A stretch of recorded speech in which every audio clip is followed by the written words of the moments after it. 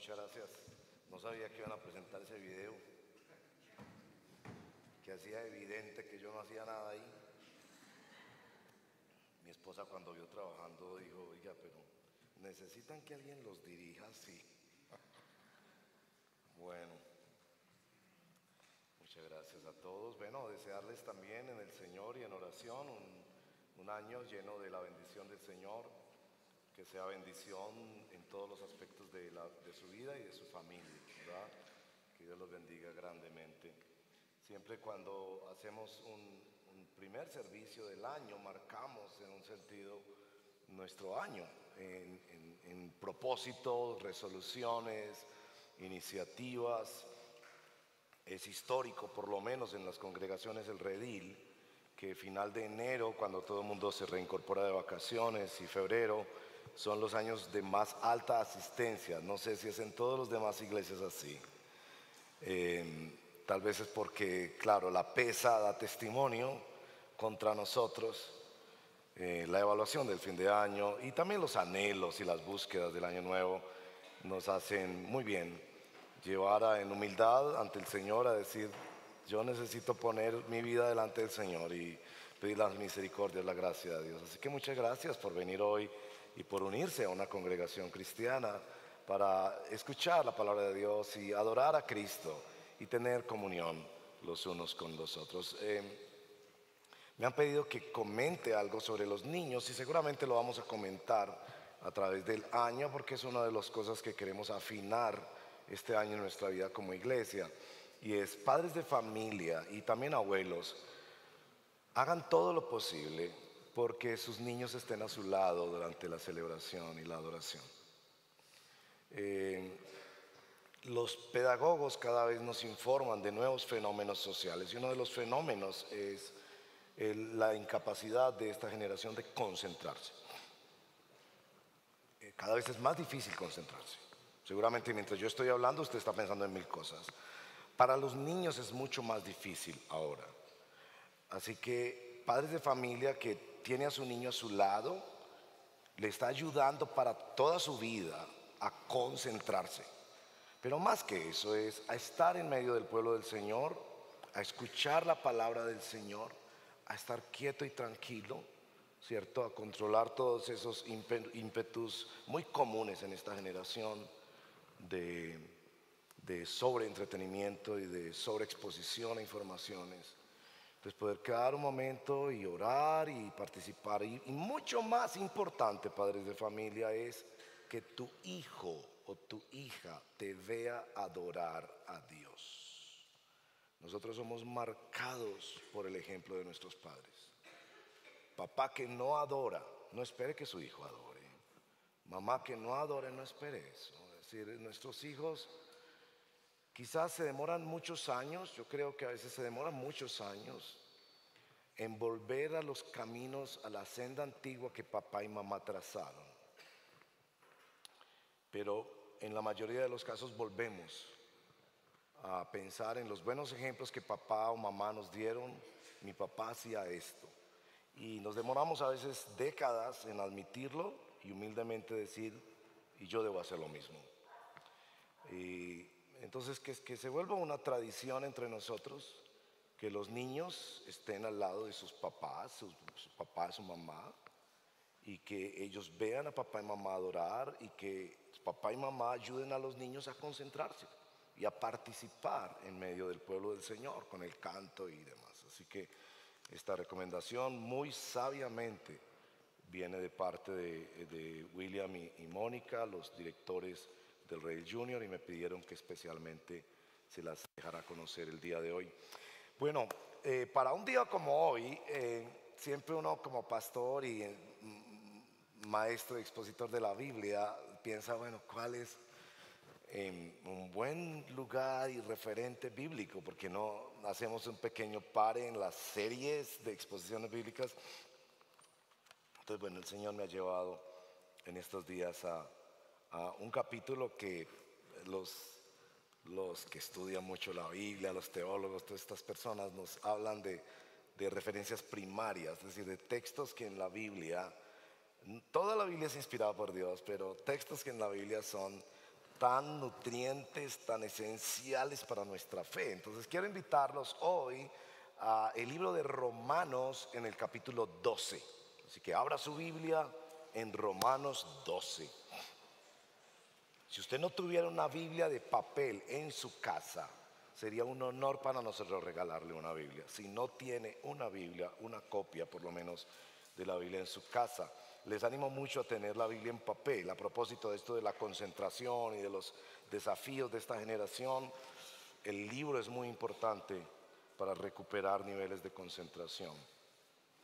En Romanos capítulo 12, voy a leer todo el capítulo. Van a notar que la exposición va a tener unas variables un poquito diferentes a las exposiciones tradicionales, en el sentido de que si bien los dos primeros versos van a ser más enfatizados, del 3 en adelante hay un gran bloque que no podemos profundizar. Seguramente en otra ocasión podríamos de hecho hacer toda una serie sobre Romanos capítulo 12. Qué capítulo tan maravilloso el de Romanos capítulo 12, sí. Lo corrijo un poquito aquí, más para acá. Sí, está mejor. Ahora sí me escuchan. Repito todo lo que he dicho hasta ahora.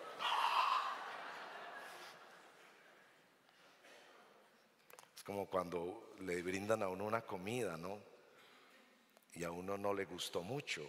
Entonces uno dice, bueno, de todas formas hay que ser agradecido, ¿verdad? Entonces, muchas gracias. ¿Quiere más? ¡No!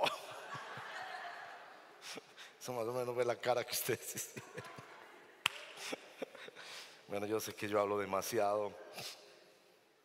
Es uno de mis propósitos este año, hablar menos. Bueno, oren por eso, por favor. Bueno, Romanos capítulo 12. Vamos, está en la pantalla para quienes tienen una copia de la Biblia o quienes no tienen todavía una aplicación en su celular. Romanos 12, verso primero. Por tanto, hermanos, les ruego por las misericordias de Dios que presenten sus cuerpos como sacrificio vivo, santo, aceptable a Dios, que es su culto racional, el culto racional de ustedes. No se adapten a este mundo, sino transfórmense mediante la renovación de su mente, para que verifiquen cuál es la voluntad de Dios, lo que es bueno, aceptable, perfecto. Porque en virtud de la gracia que me ha sido dada, digo a cada uno de ustedes que no piense de sí mismo más de lo que debe pensar, sino que piense con buen juicio, según la medida de la fe que Dios ha distribuido a cada uno. Pues así como en un cuerpo tenemos muchos miembros, pero no todos los miembros tienen la misma función, así nosotros, que somos muchos, somos un cuerpo en Cristo, e individualmente miembros los unos de los otros. Pero teniendo diferentes dones, según la gracia que nos ha sido dada, usémoslos. Si el de profecía, úsese en proporción a la fe. Si el de servicio, en servir. O el que enseña, en la enseñanza. El que exhorta, en la exhortación. El que da con liberalidad. El que dirige con diligencia. El que muestra misericordia con alegría. El amor sea sin hipocresía, aborreciendo lo malo, aplicándose a lo bueno. Sean afectuosos unos con otros, con amor fraternal, con honra, dándose preferencia unos a otros. No sean perezosos en lo que requiere diligencia, sean fervientes en espíritu, sirviendo al Señor, gozándose en la esperanza, perseverando en el sufrimiento, dedicados a la oración, contribuyendo para las necesidades de los santos, practicando la hospitalidad. Bendigan a los que los persiguen, bendigan y no maldigan. Gócense con los que se gozan y lloren con los que lloran. Tengan el mismo sentir unos con otros. No sean altivos en su pensar, sino condescendiendo con los humildes. No sean sabios en su propia opinión. Nunca paguen a nadie mal por mal. Respeten lo bueno delante de todos los hombres. Si es posible, en cuanto de ustedes dependa, estén en paz con todos los hombres.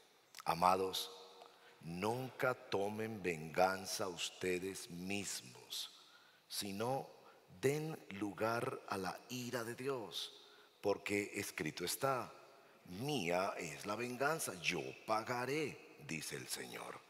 Pero si tu enemigo tiene hambre, dale de comer. Y si tiene sed, dale de beber. Porque haciendo esto, carbones encendidos amontonarás sobre su cabeza. No seas vencido por el mal, sino vence el mal con el bien. Esta es pues la palabra del Señor, y yo les exhorto y les animo a que la recibamos como ella es, palabra de Dios. Oremos.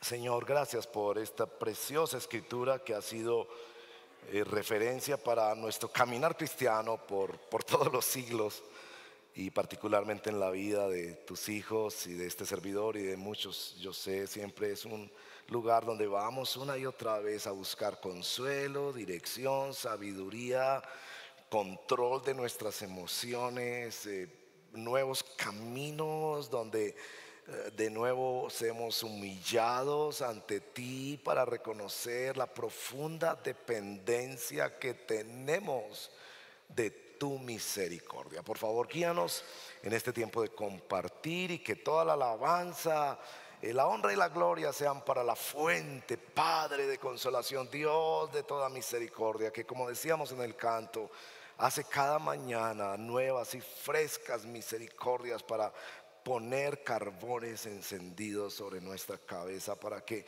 nos demos cuenta que tú no nos tratas como deberíamos ser tratados, sino con una profunda manifestación práctica y cotidiana de tu amor. Así te lo pedimos, Padre, en el nombre de Jesús nuestro Señor. Amén.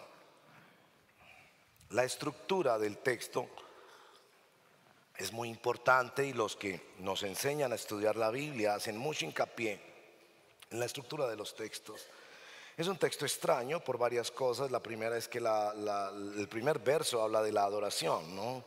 El culto racional o inteligente, que corrige muchas cosas de la iglesia de esta generación. El segundo verso habla del cambio, de la transformación, y cómo ocurre, y a partir de qué ocurre el cambio que tanto deseamos, especialmente quienes ya caminamos mucho tiempo en este mundo y nos damos cuenta de la resistencia interior al cambio. Pero del verso 13 en adelante todo es sobre la iglesia. Entonces esa proporción sorprende, particularmente esto de que del verso 13 en adelante es la iglesia, y es como toda esa forma extraordinaria de adoración que libera el evangelio, y toda esa forma extraordinaria de cambio posible por el evangelio se vive en la iglesia. Verso 13 en adelante. Eso ya es revolucionario para la forma que usted y yo entendemos qué es ser iglesia en este mundo, qué es ser el agente principal de Dios para comunicar su evangelio y servir en amor a un mundo que cada vez se corrompe y se autodestruye más.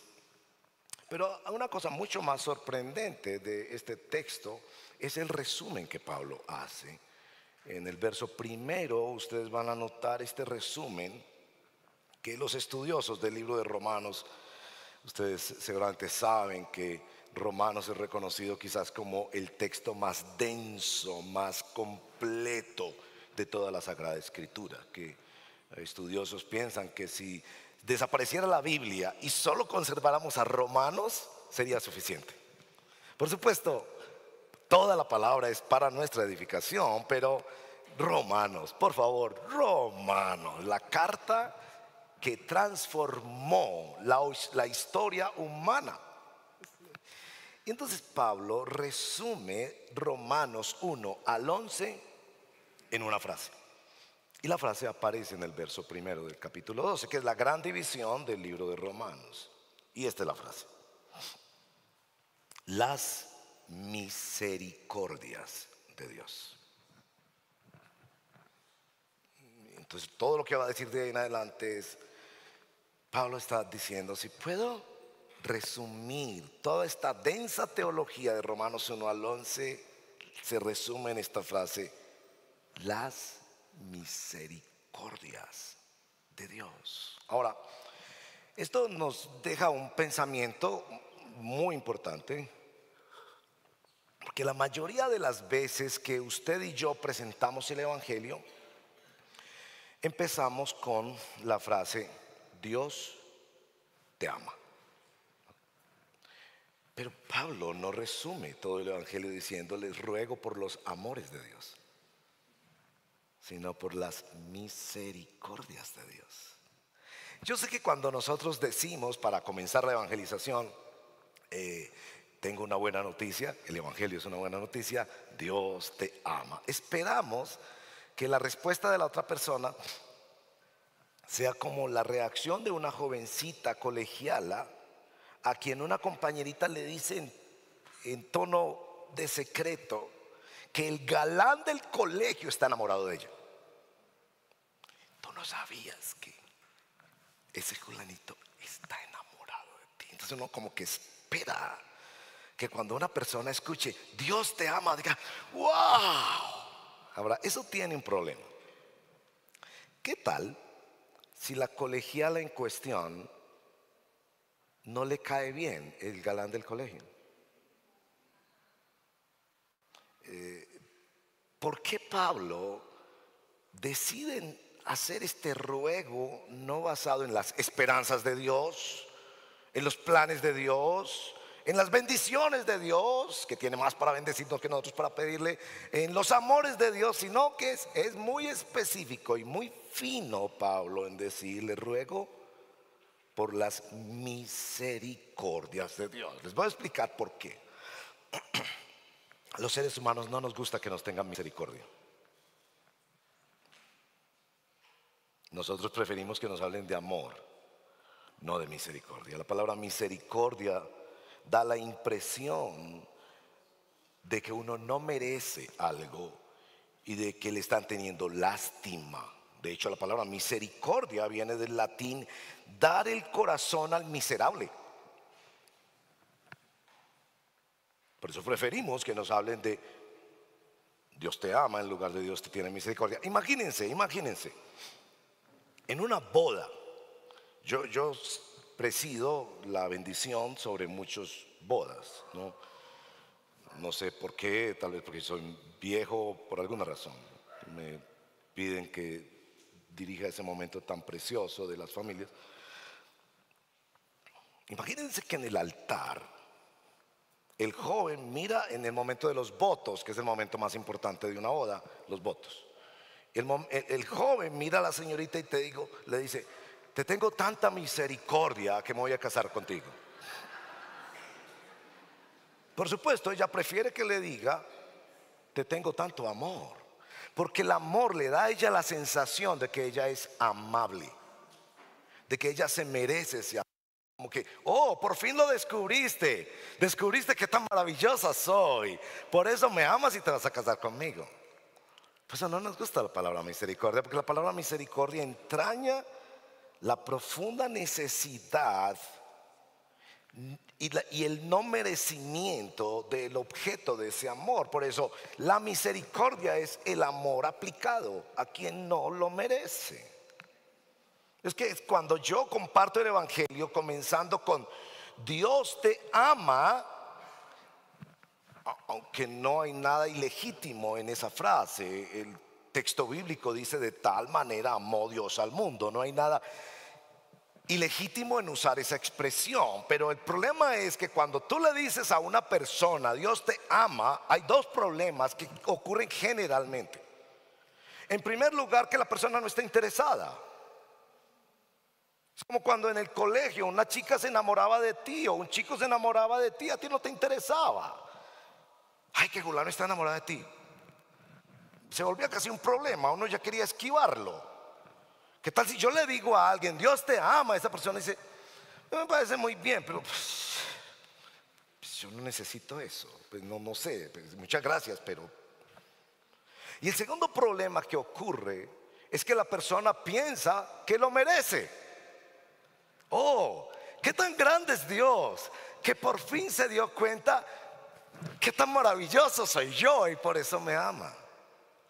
Así que la finura de Pablo en este texto tan central en nuestra fe descansa en que resume el evangelio en las misericordias de Dios. Eso yo lo entendí muy bien hace 2 semanas. Yo estaba en una cafetería esperando a Claudia, que estaba mi esposa, que estaba haciendo unas diligencias médicas, unos medicamentos y demás. Y me senté a tomarme un cafecito. Estaba tomándome mi cafecito. Y había aquí al lado, unas mesas más adelante, una pareja que yo pienso, sin duda, eran hermanos en la fe. Yo no los conocía. Habían comprado un pan largo y estaban tomando su café, conversando, una pareja preciosa allí, tomándose su café.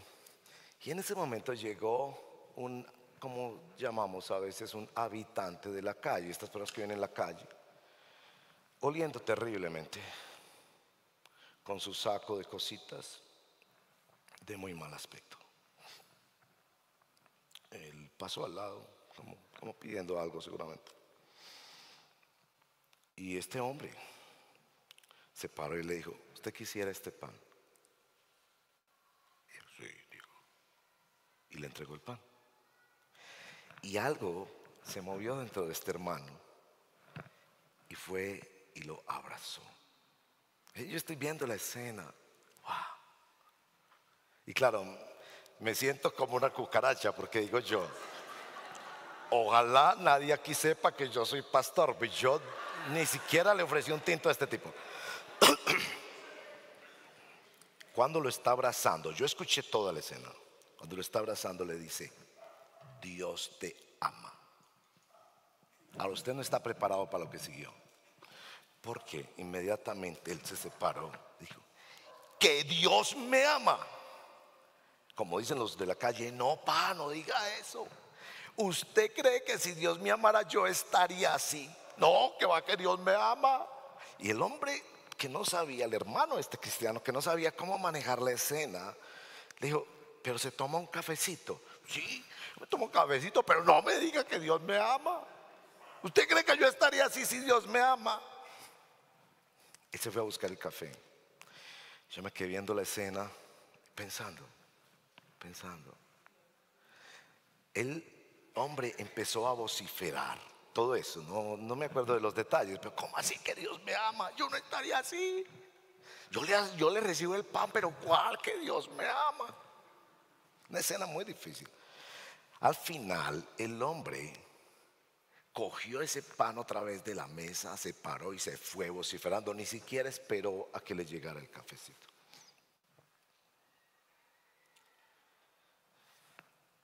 Ese mensaje de Dios me ama en el Evangelio es entendido como Dios tiene misericordia de ti. Si usted me aguanta al final de la predicación, yo le voy a decir por qué creo que era tan importante esa historia y por qué deberíamos orar por ese hombre que se fue en su mente batallando con esa idea. Pablo aquí dice, les ruego por las misericordias de Dios. Ya como que Pablo estaba empezando a darse cuenta que eso de resumir el evangelio en misericordia no es tan bien recibido como debería serlo. La palabra que Pablo usa para ruego aquí en Romanos capítulo 12 verso 1 es la misma palabra que se usa para describir al Espíritu Santo, el paracaleo, el paracletos, el que se pone al lado y le dice, amigo, Amigo, sí, hay cosas que no entiendes, pero hay cosas que tú no estás viendo todavía, amigo.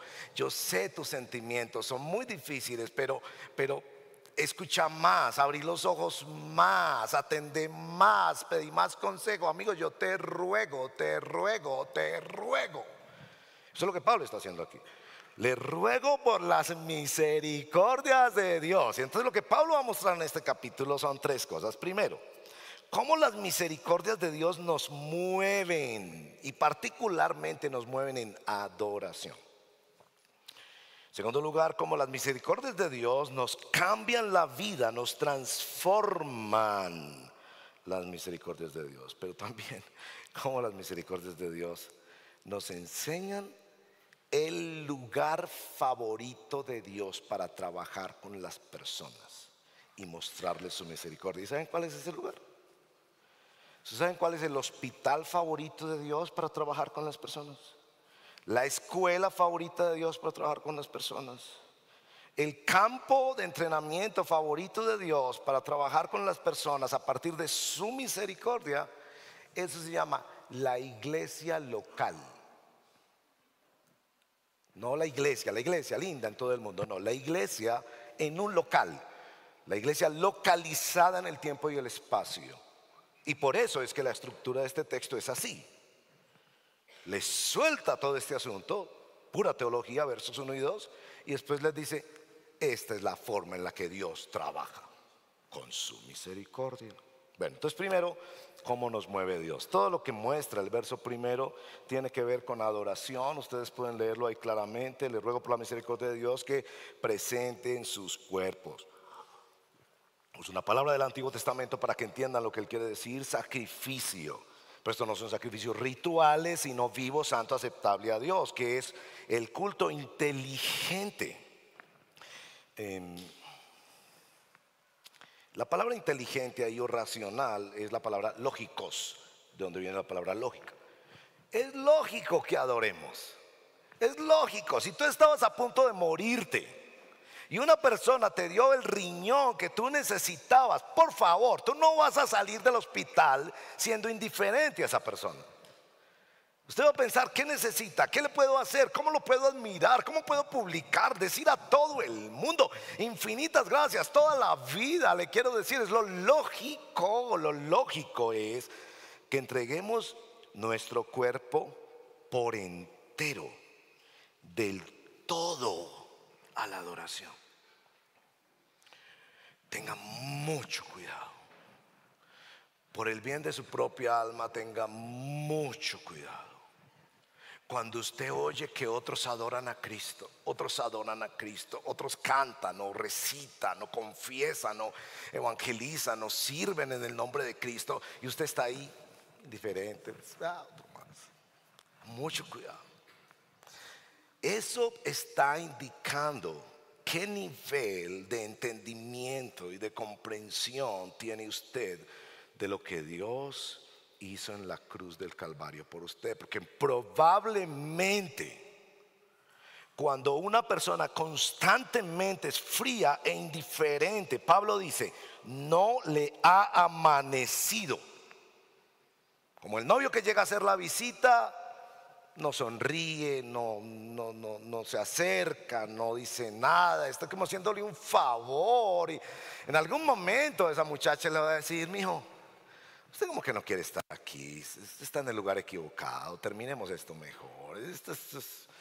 No te ha amanecido, no te llegó, no llegó la misericordia. Cuando la misericordia llega a una vida, esa vida explota en adoración. Explota en adoración. Yo sé que hay tiempos tristes en la vida. Yo sé que hay grandes pruebas en la vida. Yo sé que hay días que estamos bajitos de ánimo, pero generalmente cuando una persona dice, Dios mío, yo iba hacia el infierno, mi vida iba hacia el narcisismo, cada vez más egocéntrico, más pegado a mis ideas, a mis gustos, a mis caprichos, y un día apareció la luz de Dios, y yo yo fui liberado de mí mismo y Dios puso un espíritu dentro de mí. Dios hizo algo que nadie podía hacer. Me dio sentimientos que yo desconocía, pensamientos que yo desconocía, paz que yo desconocía, poder para caminar en la vida de una forma que yo desconocía. Explota en adoración. La adoración para Pablo aquí es la manifestación del evangelio. No me digas que tú eres cristiano por tener 3 ideas cristianas, o porque tus padres eran cristianos, o porque te gusta más el cristianismo que el budismo. El cristianismo es una cosa tan simple. Al que toca a Dios, se enamora de Dios. No vamos a decir que somos los mejores amantes de Dios. No vamos a decir que no luchamos con idolatrías en el mundo, pero que alguna explosión de adentro se va a manifestar. Así que si tú permaneces indiferente, yo te ruego por las misericordias de Dios que consideres el llamado del evangelio. Porque si llegas a la conclusión de que esto no te ha amanecido, en un sentido es una buena conclusión.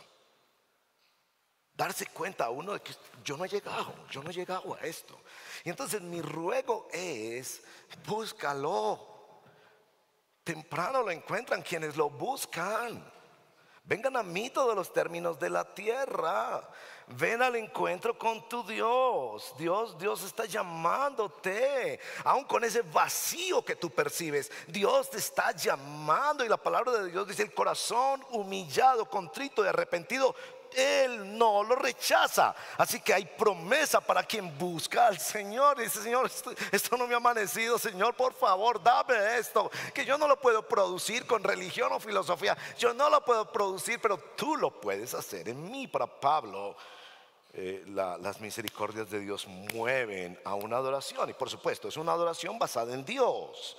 No es esta adoración contemporánea de una especie de ejercicio de spa espiritual, donde yo veo a ver cómo me siento, qué es lo que está pasando en los cultos cristianos, sino que es vivo, santo y aceptable a Dios. Está basado en Dios, está centrado en Dios. Y Él está diciendo aquí que tiene que ver con el cuerpo, no solo con los momentos preciosos y cúlticos, sino con la vida. Es decir, en la vida yo quiero darle a otros la misericordia que yo he recibido. En segundo lugar, el verso número 2 entra esta dimensión de lo que hace la misericordia de Dios en la transformación. Aquí hay que corregir, por supuesto, algunos malos entendidos que hay sobre este texto. Y es ese tema de que a veces la gente piensa que este texto quiere decir que uno se cambia por la renovación de la mente. Y es ese problema de las preposiciones en español, problema complejo que los que estudian el idioma entienden un poco más el problema preposicional del idioma, ¿cierto? Que el texto dice: transfórmense mediante la renovación de la mente. Entonces algunos piensan: ¿cómo me cambio yo? ¿Cómo me cambio yo? Almacene mucha información en su cabeza y así va a cambiar. Eso no es lo que está diciendo. Está diciendo que la renovación de la mente es el instrumento, no el fundamento del cambio.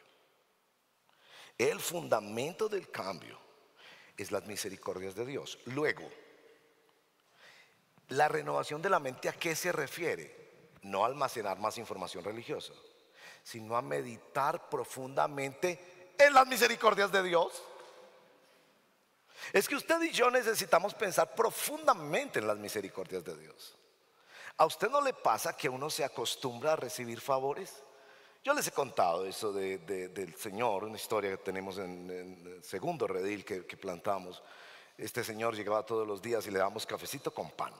Y esta hermana tan amorosa le daba el cafecito con pan. Y era un señor con muchas dificultades, vivía en la calle, pero todas las mañanas tenía su cafecito con leche calientito con pan, y a veces 2 pancitos. Hasta algún día en la Navidad le tocó su buñuelo y ya se acostumbró a ir todos los días. Un día no hubo pan. Un día no hubo pan. No hubo pan, porque a veces el pan escasea. Hubo cafecito con leche.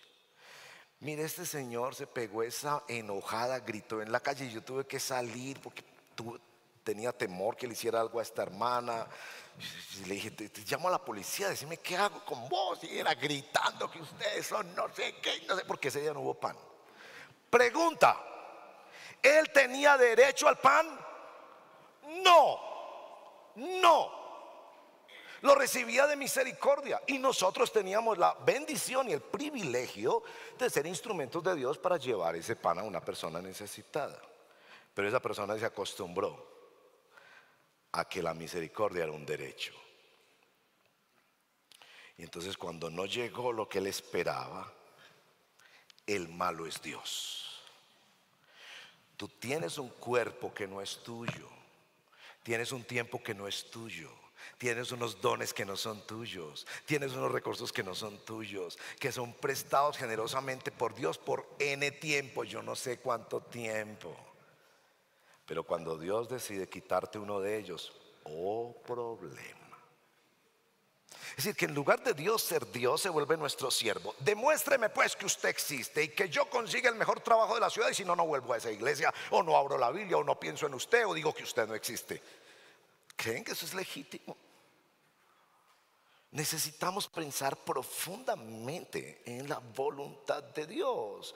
Ahora, Pablo pone aquí una frase que significa muchísimo en la comprensión de la vida cristiana.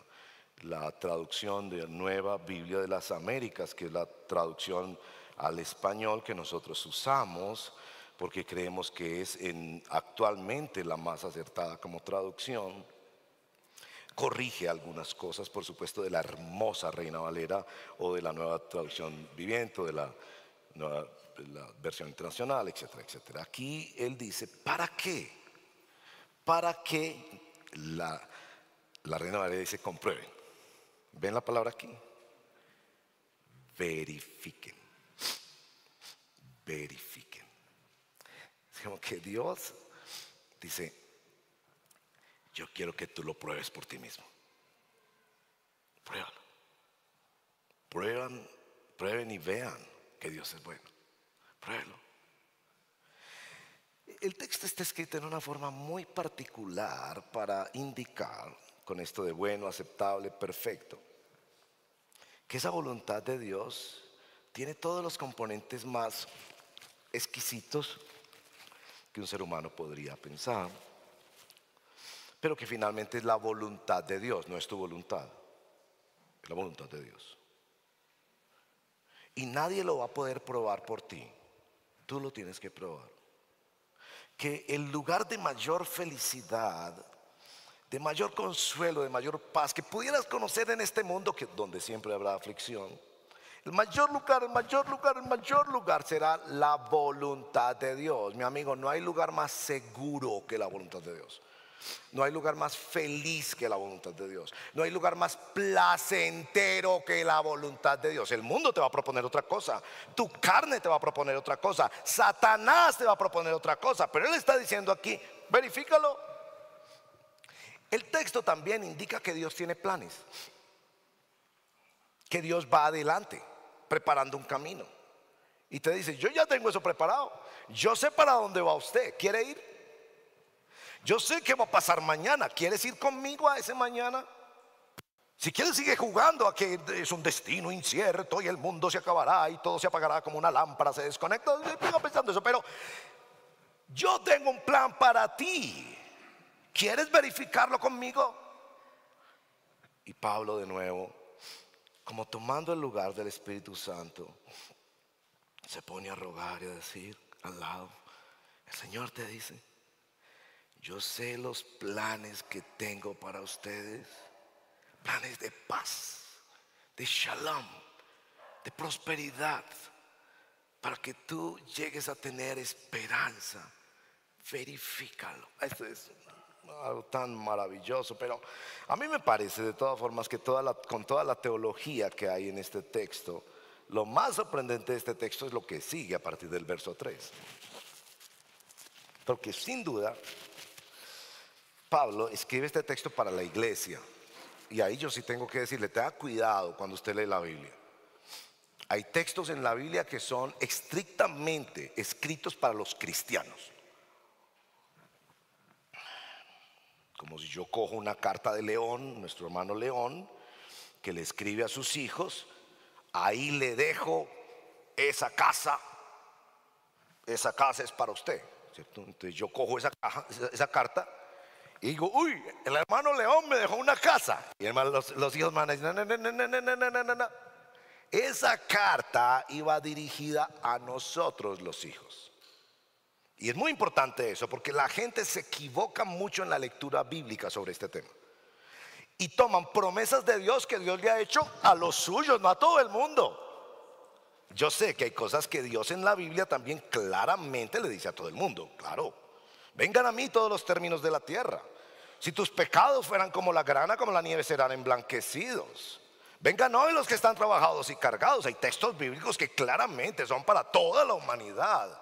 Pero no reparta la herencia entre quienes no son hijos. Eso es un mal uso de la Biblia. Y es muy frecuente hoy en día. Mal uso de la Biblia. Se toman promesas que son para los hijos y se rifan en el WhatsApp. Se entregan como si se diera el feliz año en el Facebook. Y así no es, mi amigo. Primero usted tiene que reclamar si usted es hijo de Dios o no para poder reclamar esa promesa. Entonces este texto es escrito para la iglesia. Y del verso 3 en adelante viene todo esto como un tsunami de instrucciones, y no podemos hoy tomar todo el tiempo para tantas instrucciones. Lo que les puedo decir es que esas instrucciones se dividen en tres. Lo primero que dice para vivir en una iglesia local es la dotación de Dios. La dotación de Dios.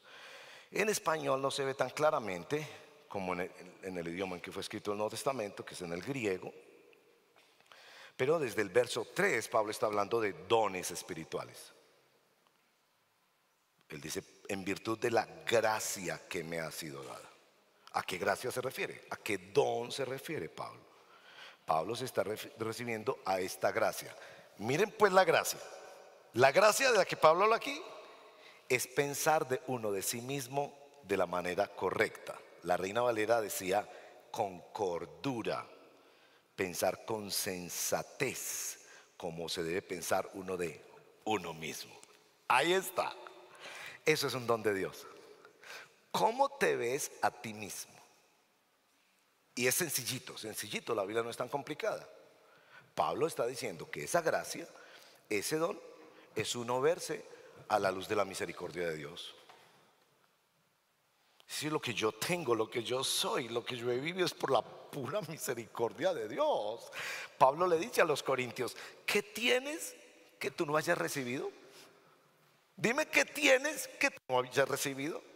O tú estuviste por allá en otro planeta 50 años trabajando muy duro, 50 años en otro planeta. Hace 10.000 millones de años, como especulan los científicos, 10.000 millones de años estuviste trabajando en otro planeta muy duro para durante esos 50 años tener derecho a un cuerpo, a vivir en este planeta, a tener dones, a respirar un oxígeno maravilloso todos los días. ¿Fue así? No. Todo lo que tú recibiste fue una acción de la misericordia de Dios. Yo sé muchas veces a través de personas maravillosas que Dios usó, como nuestros padres y muchas otras personas que nos han ayudado en la vida. Entonces Pablo dice, este primer don es el don de verse uno a sí mismo a la luz de la misericordia. Miren, yo podría hablarles de eso por horas porque a mí me parece que eso es tan extraordinario. Verme a mí mismo a la luz de la misericordia de Dios. Vea, me protege contra el narcisismo, porque somos de una generación narcisa hasta los huesos. El centro del mundo. Todo el mundo tiene que estar de acuerdo con nosotros. Todo el mundo tiene que pensar como nosotros. Todo el mundo tiene que darnos gusto a nosotros. Y el día que a mí me ofendieron y me hirieron mis profundos sentimientos, Tercera Guerra Mundial. Entonces me protege contra el orgullo cuando me hace ver como un ser humano que no tiene control sobre el mañana ni sobre el ayer. Un ser humano que disfruta de muchas bendiciones de Dios. Aún las personas que tienen discapacidades disfrutan de muchas bendiciones de Dios. Entonces me protege contra eso de ser el Dios de mí mismo, ser el centro del universo, asomarme como Narciso al estanque y extasiarme en la contemplación. Oh, ser maravilloso qué perfección, qué belleza. Claro que a algunos la cara nos ayuda un poco para la humildad, pero también nos libra de la autolástima. Pobrecito de mí.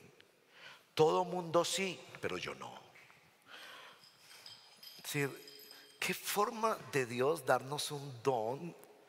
El don de vernos a nosotros mismos. Entonces, primero nos va a hablar de eso, de los dones. Nos va a decir que los dones son no funciones, sino personas que funcionan dentro del cuerpo de Cristo. Van a ver el verso 6 y aparece toda esta lista de cosas, Yo creo que usted debería, hijo de Dios, hija de Dios, y ver en esa lista del verso 6 al verso 8, identificar, bueno, ¿dónde estoy yo ahí?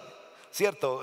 ¿Qué es lo mío? ¿Qué es lo mío? Y básicamente en esa lista lo que Pablo está diciendo es: úselo, úselo. Usted está aquí con propósito, úselo, úselo, úselo. Derrote el enemigo de su alma que se llama la envidia, compararse con los demás. Usted puede cantar, no, pero como yo no canto tan bonito como el otro hermano. El Señor te está pidiendo compararte con otros. Solo lo que tú recibes, úsalo, úsalo, úsalo para la gloria de Dios. Esos son los dones que Dios da dentro del cuerpo para que sirvamos dentro del cuerpo. Nuestro anhelo este año en particular es que todos podamos. Yo me gozaba tanto ayer con los hermanos. Yo no hice casi nada, pero cuando movíamos, digo yo, bueno, claro, el pastor Raúl también dijo, y movimos. Cuando movíamos, yo no moví nada, solo estaba ahí poniendo una cosita y secándole el sudor a Byron y al otro hermano. Uy, estás trabajando muy duro, hermano. Mi don es secarle el sudor, porque bueno. Pero yo les decía, miren, que podamos hacer cosas juntos para Dios. Es una cosa tan extraordinaria, hacer cosas juntos para Dios. Tú eres diferente a mí, tienes otro trasfondo, tienes otras luchas, otros miedos, otras tentaciones, pero nos podemos unir como un cuerpo y servir al Señor. Bueno, lo segundo del verso 9 en adelante es el tema de esta comunión de la iglesia. Y va a hablar mucho ahí de las relaciones, ¿no? Que el amor sea sin hipocresía y sean afectuosos. Recuerden, esto es para la iglesia. El verso 10 no le permite a usted decir, no, entonces yo en el metro o en el bus aquí en Río Negro voy a ser súper afectuoso con todo el mundo. No, él está hablando de la iglesia local, de un grupo de creyentes que se reunían en Roma. Él les dice, sean afectuosos unos con otros, honrense, dense preferencia, no sean perezosos en lo que requiere diligencia, tengan un espíritu ferviente, sirvan al Señor, gócense y con el que sufre, y lloren con el que llora, y todo eso. Porque Pablo no ve, y el Nuevo Testamento no ve una separación entre crecimiento personal y crecimiento en la iglesia. En el Nuevo Testamento las dos cosas van juntas. Eso es una cosa revolucionaria quizás para ti que tienes una relación muy tangencial con la iglesia. Te cruzas con la iglesia solo en una actividad dominical como esta o en algún momento así. Relación tangencial con la iglesia. El Nuevo Testamento dice que tú eres miembro de un cuerpo y ese miembro no va a crecer fuera del cuerpo. No hay crecimiento fuera de la iglesia. Tú puedes escoger la iglesia. Tú puedes buscar la mejor iglesia donde enseñen bien la Biblia, donde den buen testimonio, sirvan a Cristo. Pero tú necesitas un cuerpo de creyentes para poder crecer. Y eso es esencial. Y crecer no solo en el servicio, aquí nos está diciendo crecer también en la comunión y en el amor por otros. Y este ya al final de este texto, Pablo no solo destaca la dotación y la comunión, sino también verso 14 al 21 es la misión de la iglesia. Sobresale aquí que la misión se da en un ambiente combativo. No habla todo de la misión de la iglesia, sin duda, porque muchos otros textos del Nuevo Testamento responden la pregunta de ¿para qué Dios tiene gente en este mundo? Una pregunta de unos niveles de pensamiento filosófico muy complejos. Si Dios, el creador del universo, permite que la historia avance, pero dentro de la historia pone unas personas, un grupo de personas, a veces muy poquitos, a veces muchos, que van llevando a cabo una misión, una tarea, una gran comisión histórica y central para los planes de Dios. Y en este texto particularmente es como esa militancia de ser lo que John Stott llama una contracultura. verso 14. Bendigan a los que los persiguen, porque los perseguían. Bendigan y no maldigan. Y ustedes van a ver ese tono de una misión hecha en medio del sufrimiento. Verso 17. Nunca paguen a nadie mal por mal. Y claro, Dios va a traer justicia. El que toque a uno de sus hijos, el que toque a su iglesia, tema a Dios, porque han tocado la niña de los ojos de Dios. Pero claramente dice verso 19: amados, nunca tomen venganza a ustedes mismos. Den lugar a la ira de Dios. Él sabrá en el juicio final, en los momentos de la historia con cada individuo, cómo pagar a aquel que maltrata al pueblo de Dios. Entonces el verso 20 viene realmente a ponerse en escena este asunto de la misericordia. Si tu enemigo tiene hambre, dale de comer. Si tu enemigo tiene sed, dale de beber. Este texto ha sido inmenso en la historia del cristianismo. Los grandes hombres y mujeres de Dios, los mártires que ha tenido la iglesia, han caminado con eso. La no violencia, el pagar el mal que nos hacen con bien. Ahora, ¿qué tiene que ver eso con la obra misionera? Y viene este texto del verso 20 de los carbones encendidos. La Reina Valera dice: ascuas de fuego, carbones encendidos, poner sobre la cabeza. Esa es la misión de la iglesia. La misión de la iglesia es poner carbones encendidos en la cabeza de otras personas. Ahora, por supuesto, no es literal. No vaya usted pues, y lo va a meter ahí que Pentecostés, que en Pentecostés llamas de fuego, de carbones. Entonces, no. Él está citando unos textos del Antiguo Testamento que usted puede mirar en casa. Proverbios lo menciona, alguno de los profetas también usa esa figura, la figura de carbones encendidos. Profeta Isaías. Ese texto inclusive tiene mucha discusión en la historia de la exégesis, de la interpretación bíblica. Ese texto tiene mucha historia en qué quiere decir el Señor con eso. Y lo que generalmente podríamos entender, y creo que no nos equivocamos, es que son dos dimensiones de eso de los carbones encendidos. En primer lugar es la idea de dejar pensando en el juicio de Dios. En el Antiguo Testamento todo este componente del fuego que cae del cielo como en Sodoma, es la idea de que en la historia Dios se encarga de que hayan elementos de justicia. No te voy a dejar pensando que tú vas a ver la justicia completamente realizada en la tierra. Seguramente tú no lo vas a ver. Pero Dios, en la historia en general, se asegura de que haya manifestaciones de su justicia hacia quienes maltratan a su pueblo, hacia quienes maltratan a los pobres, a los débiles, a los niños, a las viudas en particular. Entonces que cuando el enemigo, y hay una historia muy hermosa de David que no les puedo citar por el tiempo, donde David estuvo en una guerra y fue y capturó a aquellos que lo destruyeron su aldea y los trae acá, y el ejército le dice: este es el momento de hacer justicia.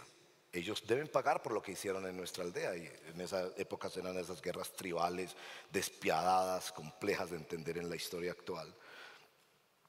Y David dice: no, deles ropa, deles comida, que regresen a su casa. Y entonces el texto dice: nunca más volvieron bandas armadas de esa región sobre el pueblo de David. Es decir, ¿qué dejamos pensando al otro? Dejamos pensando en primer lugar que hay un juicio de Dios, pero dejamos pensando también que nosotros estamos dando por gracia lo que recibimos por gracia. Y eso es el cierre del capítulo para hablar de nuevo de la misericordia. Los que recibimos misericordia somos guiados en la misión cristiana a tener misericordia. Porque cuando a mí me predicaron el Evangelio, carbones encendidos pusieron sobre mi cabeza. Una luz que me mostraba el justo juicio de Dios. Es justo que Dios retribuya con castigo a todos los que han violentado su gloria, su bondad, su respeto, su adoración en la historia. Pero Él no hizo eso. Él no me trató como un enemigo. Y ahí de nuevo Pablo retoma todos los capítulos anteriores de Romanos. Siendo aún pecadores, Cristo murió por nosotros. Capítulo 11, verso 32. Los encerró a todos en desobediencia para mostrar misericordia a todos. Esto es que Dios, cuando me predicaron el Evangelio, me hizo entender la gravedad de mi rebeldía contra Dios. Pero Dios no me trató conforme a mis obras, no me dio lo que yo merecía, sino que me mostró su amor en Cristo y me dio perdón y una nueva vida y una nueva oportunidad. Y entonces al final de este capítulo, Él está diciendo: ustedes hacen lo mismo. Ustedes son los que ponen carbones encendidos. Y esa frase amontonan. No lo hacen una vez, lo hacen muchas veces. Como la madre que tantas veces perdona a su hijo, y el muchacho errante como el hijo pródigo, pues dice: ¿será que mamá tiene razón? Yo vuelvo a mi círculo, vuelvo a mi círculo. ¿Será que mi Dios tiene razón? Y yo puedo volver a la casa y yo puedo hallar misericordia. Esto es tan cierto en el Antiguo Testamento con el pueblo de Israel, porque en el Antiguo Testamento se prefiere hablar de misericordia a hablar de amor. Ustedes pueden chequear eso en una concordancia, porque claramente el Antiguo Testamento muestra a Dios aplicando manifestaciones de su amor a un pueblo que no lo merece. Y eso somos nosotros.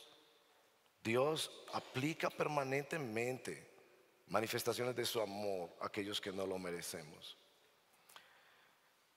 Y sobre todo, el que Él nos perdona en Cristo Jesús. Y Él te ofrece no solo perdón, sino una nueva vida con Él. Y por eso el Evangelio nos vive llamando a Cristo. Ven a Cristo. Y si dentro de tu corazón aletea ese llamado de Dios, no tardes, ven. Si en tu cabeza estos pensamientos siguen siendo como carbones encendidos que Dios ha acumulado a través de los años, ven a Cristo Jesús y entrégate a Él en arrepentimiento y fe y rinde tu vida a Él y pídele perdón por tus pecados y recibe la gracia del Espíritu Santo para caminar en novedad de vida. Muchas cosas que aplicar para nuestra congregación en este año que comenzamos. Sin duda necesitamos una adoración que hace que nuestro cuerpo se entregue del todo.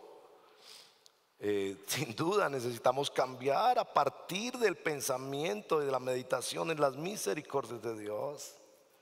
Sin duda necesitamos ser la iglesia que muestra misericordia. El viernes pasado tuvimos un funeral en este lugar de un hermano en la fe, familiar de Nancy Andrés y de nuestro pastor Efraín y de muchos otros hermanos preciosos. Y claro, había tanta tristeza y dolor por una partida inesperada, dolorosa. Pero mi esposa y yo nos fuimos para la casa pensando tanto, qué bueno que la gente pueda venir, y este estaba llenito de personas, y que sea un lugar donde pueden venir a llorar, donde pueden encontrar personas que les dan un aromático, un cafecito, un pancito, que les ayudan en un momento de tanto dolor y de tanta inquietud en el pensamiento. Pensaba, debemos ser esa iglesia que la gente viene porque dicen: esta es una casa de misericordia. Aquí están los que hemos recibido misericordia y que podemos compartir con otros misericordia. Y vendrán muchas ideas, muchas iniciativas, muchos programas, muchas cosas que podemos hacer. Pero siempre vamos a anunciar el evangelio de las misericordias de Dios. Tú puedes resistirte a eso y decir, yo no necesito misericordia, pero seguiremos insistiendo en que sí, los seres humanos somos esa raza caída, centrada en sí misma, que le ha dado las espaldas a Dios. Y Dios sigue llamándonos, bendiciéndonos y atrayéndonos con su misericordia. Y seguiremos proclamando eso al mundo.